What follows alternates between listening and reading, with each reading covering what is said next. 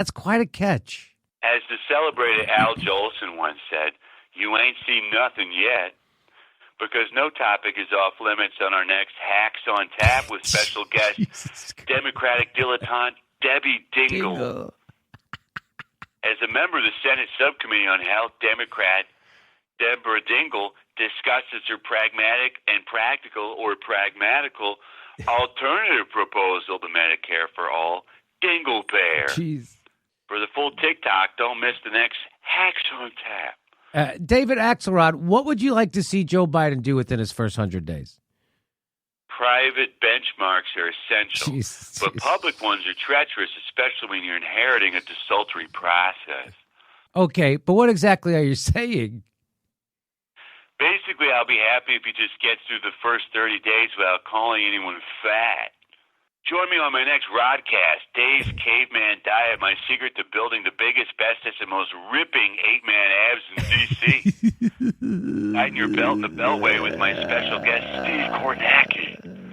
No one moves multimedia data around a whiteboard harder and faster than the man People magazine just called one of the sexiest men alive. To review, Dingell, Kornacki, Cheney, Heilman, and Schmidt. This week, why not get your rod on with Dave? Guys split now. Peace and love to your lady. Toodles. Hey, we no longer have an Amazon link because we're not doing that. We're not playing that game. But here's another great way you can help support the show is you become a premium member. We give you a couple of hours of premium bonus content every week, and it's a great way to help support the show. You can do it by going to jimmydorecomedy.com, clicking on Join Premium. It's the most affordable premium program in the business, and it's a great way to help put your thumb back in the eye of the bastards. Thanks for everybody who was already a premium member, and if you haven't, you're missing out. We give you lots of bonus content. Thanks for your support. Also with us today, very happy, we have a friend of the show. Always happy to talk to our next guest. He's the host of the YouTube show Economic Update, Democracy at Work.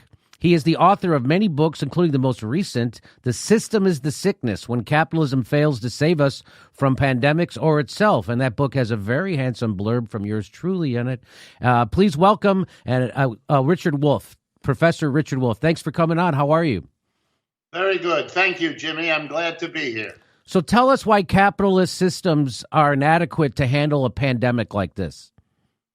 Well, they really don't have to be. If you had a commitment to let some agency, and it's usually the government, come in and mobilize the public and the private resources, you can do it.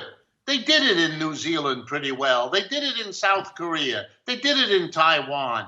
They even did it in the People's Republic of China and Vietnam and Cuba. They did it in all kinds of places and had one thing in common, that they allowed or they respected the government enough to give it the room to mobilize resources, not just the public resources, but the private resources to deal with this virus as it was, a national, terrible life or death emergency. A little bit like you sometimes see in war when they put together a society's public and private resources. We even did that in World War II. But what we have now in this country is a game in which the capitalist system, the private oligarchs that run our big businesses, have taught the American people for 70 years now to hate the government, to distrust the government. And look, there are plenty of reasons to do that. The government screws up. It's, after all, the same oligarchs who run that government. So, yeah, it is screwed up. But if you teach that the government isn't to be respected, isn't to be trusted, isn't to be allowed to do anything, if you make politicians fall all over themselves saying they won't be a politician, they won't be the leader of a government, then when you have a national emergency like the COVID virus, you're not going to be able to mobilize resources. And that's what we have. We weren't ready for this virus. We weren't prepared. Once it hit here, we couldn't contain it. And now we're not even able to roll out the vaccines in a proper way. And it's all because you haven't develop the capacity to deal with a crisis. Let me put it this way. When you evaluate an economic system like capitalism, you don't just evaluate it in quote unquote normal times. Part of the evaluation is, how does it handle a crisis? How does it handle the unusual, the unexpected, the irregular? And our system is demonstrating a total failure to handle this viral crisis, and to allow, at the same time that you're fighting a life and death viral crisis, to have another capitalist crash, a depression with tens of millions of people unemployed. To allow that to happen is a level of incompetence that only a system really on the downside of the up and down could possibly explain. So what people missed the first time this happened in 2008 was that there was not a rational response to this economic crash. Now, that wasn't caused by a virus, and that wasn't imposed by the government like this one is, but it was engineered by the capitalists and the government to happen. And so people didn't notice that the response to that one was that we just kicked everybody out of their house. There was Occupy Wall Street. The government crushed it. A Democratic government and Democratic mayors across the country crushed it.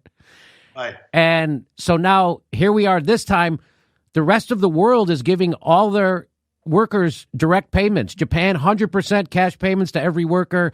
The UK, 75%, 85%. Canada, the same thing. Plus, all those countries already have health care.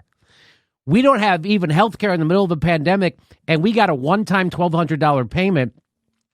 Why are the oligarchs resisting putting money into the pockets of workers whose businesses they are shutting down? That money would just get reabsorbed back up to the 1%. They would put it right back into the economy. FDR taught us that if you put money into the pockets of workers, it goes right into the economy. It doesn't. So why would they be resisting this? Here's the irony, Jimmy, and you're absolutely right. It was the left wing, it was the unions, the socialists, the communists in the 1930s that forced the New Deal, that forced the Roosevelt administration to give people federal jobs, to pass Social Security, to pass unemployment compensation, to pass the first minimum wage. They forced it, and here's the irony. That's what saved us in the 1930s. Yeah. That's what saved us from going in the fascist direction of a Germany or an Italy or a Spain. And the irony is, after World War II, you crushed the left, and you've been crushing it for 70 years. So when the next big crisis comes, right now, there is no left to force these things. And the immediate greed of the big businesses, their need not to pay even a little bit of taxes. You know, when Roosevelt went to the businesses in the 30s, he said, you better give me tax money to do for the mass of people what they need, because if you don't, you won't have any wealth when this is over. So part with some of it to keep the rest of it. What's happening now is they don't think they have to, so they're not doing it. And this is going to, in the end, undercut them themselves. You know, I don't like to quote Karl Marx, but he did say 150 years ago that capitalism is full of these kinds of internal contradictions that will, in the end, knock it out of the box. So, people, so when Donald Trump was elected, what the establishment and the establishment media decided to do, and the Democratic Party and the entire establishment decided to do, was pretend that didn't happen, and to pretend that the reason why people voted for Donald Trump was that they didn't actually vote for him. It was Russia. And so consequently, they didn't address any of the reasons that went into that, and they said it was all about racism, even though we just got the same people elected a black guy president 2 times in a row.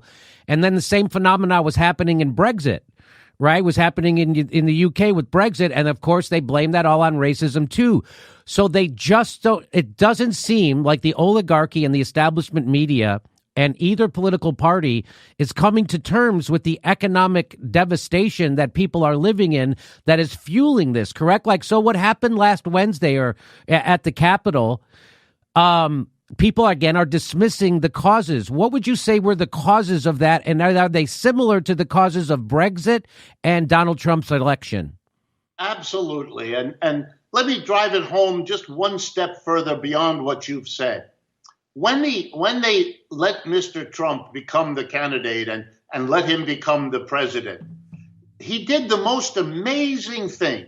In the first year, 2017, that he was really the president, the one achievement, the only achievement of any importance, was the enormous tax cut that was passed in December of 2017. Yes. Now, as an economist, I got to tell you, for the last 40 years before that tax cut, we have had a systematic redistribution of wealth and income from the bottom and the middle to the top.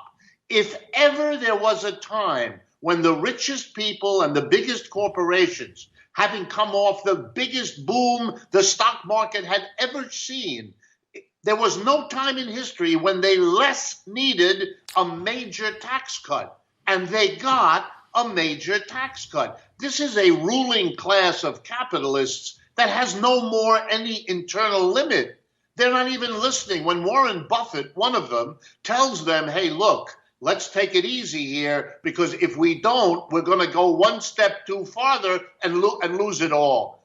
He says that. They don't care. They're not going to listen. They're not going to go there. They're pushing. They have no limits. And you're now beginning to see the disintegration of a system. They never learned the basic lesson.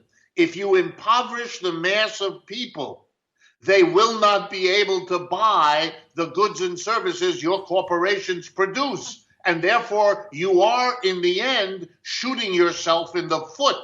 But they deny all of that. They have convinced themselves, with the Republicans in the lead, and unfortunately the Democrats following pretty lamely behind them, that somehow the corporation is to be given whatever it needs and wants, and it will all magically trickle down. It never did, and it isn't doing it now.